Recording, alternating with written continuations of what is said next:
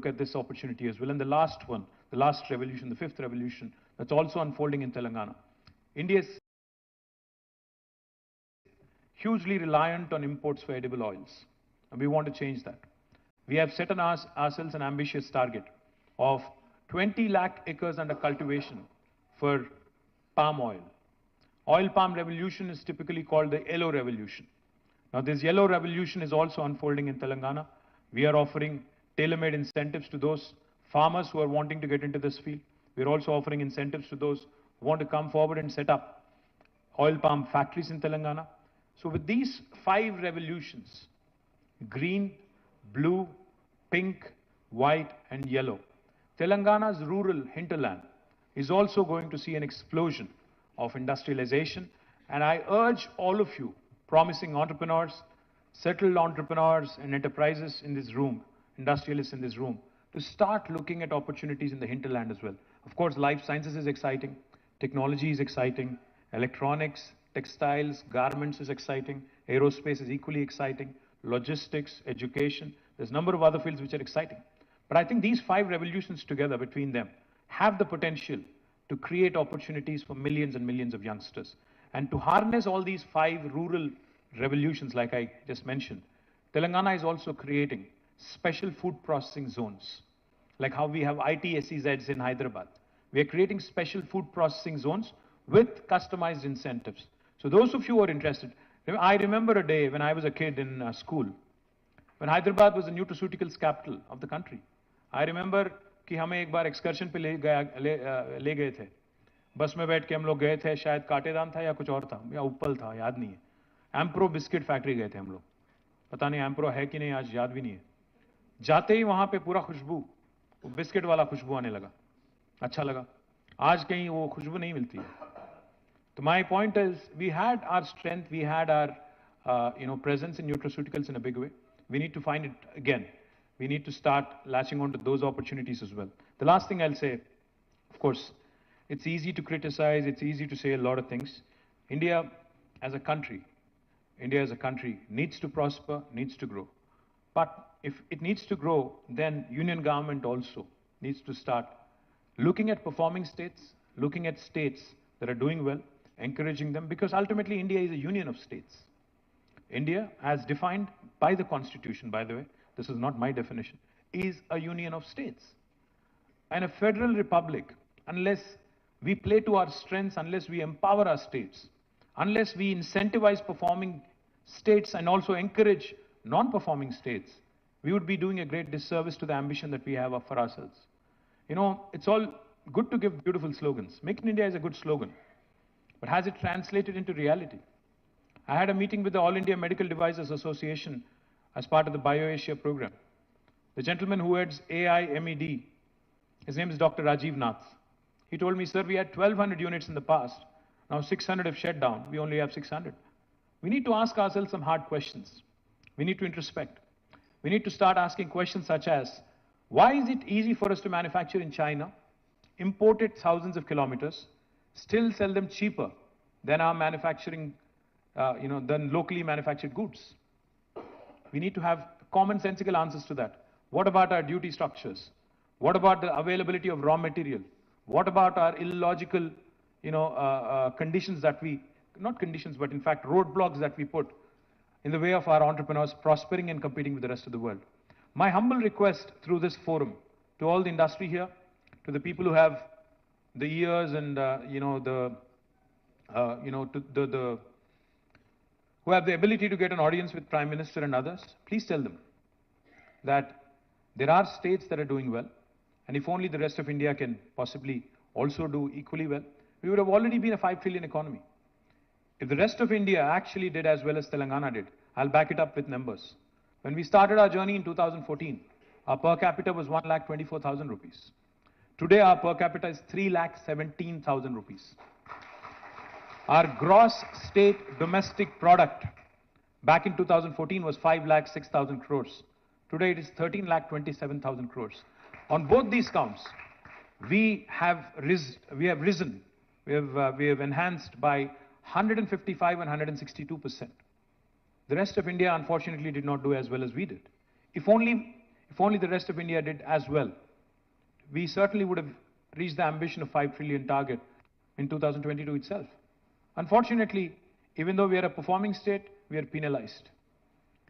Hyderabad Pharma City, which will be the world's largest pharma cluster, will not receive support from the government of India. Kakatiya Mega Textile Park, which is the largest park in India for textiles, has zero support from government of India. We will not receive new manufacturing clusters for electronics. We do not receive, we were promised in the Act, Andhra Pradesh Reorganization Act, that industrial corridors would be promoted. Special incentives would be given for industrialization in the state of Telangana and Andhra. I speak for both states. Unfortunately, they have not materialized in 9 years. We need to ask these questions. We need to say, what was promised as part of the legislature, as part of an enactment, as part of a statute? If that is not honored, then where is the sanctity of calling ourselves the world's largest democracy? If we, in the abode of democracy, in the temple of democracy, the promises made are not kept, what is the sanctity of this institution then? I'm asking a very serious question. My humble request to Government of India is, we may not be affiliated with you politically. That's the beauty of democracy. Not everybody is going to like you. I'm sure there are a lot of people in this room who don't like me. Fine, so be it. But the point is, beauty of democracy is divergence of opinion, divergence of our country, diversity of our country, the heterogeneity of this brilliant country. आप कौन होते हो decide करने वाले कि किसको क्या पहनना चाहिए, किसको क्या खाना चाहिए, किसको क्या बोलना चाहिए? ये कहाँ की रीत है? All I'm saying is, if you understand that India is a union of states, and if stronger the state, stronger the country, then encourage and pat us, incentivize performing states moving forward. Only then we'll see India as a first world country. Thank you very much. Jai Telangana, Jai Hind.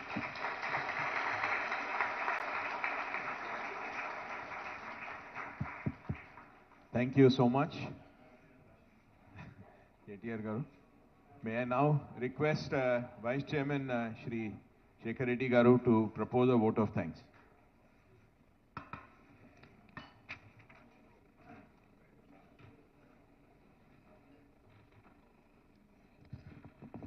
So, Honorable Minister Garu, all the dignitaries and the dais, half the dais, and dear friends, and also friends from print and electronic media, good morning to all of you.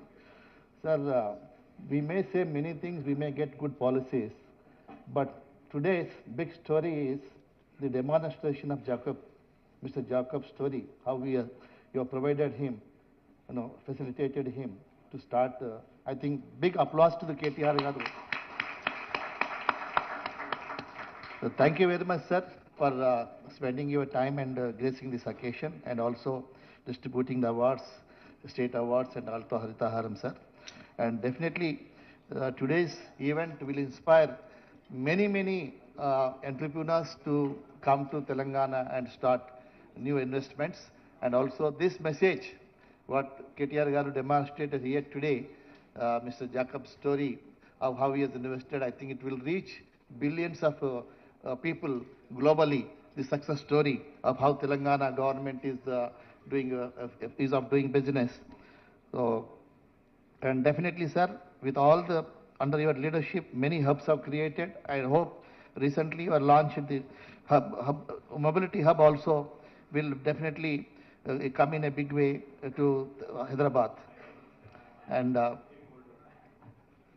with all these hubs you are creating, coming with infrastructure, buildings, factories, and with your leadership, the great infrastructure is coming in the urban area, which is adding to a lot of infrastructure sector also. You are mentioning many sectors, sir. That is what I am saying, sir. Infrastructure and added to real estate. Both I am coming to you. Next time, whenever you speak to audience, please mention also infra and real estate sector.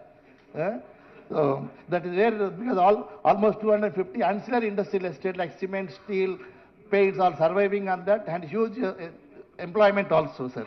Thank you.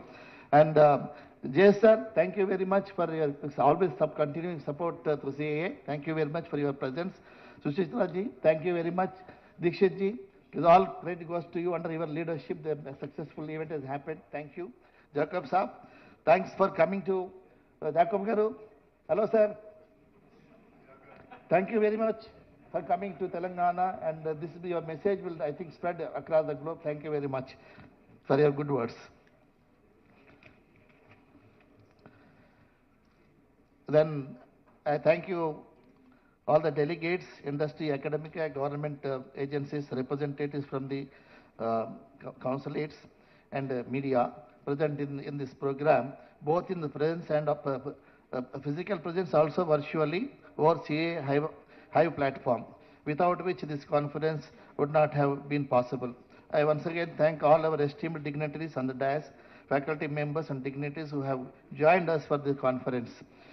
With these few words, I would conclude my remarks. I request all the participants to join us for lunch. After lunch, we have very interesting panel discussion. I request all you to join for the panel discussion. Thank you very much. Thank you.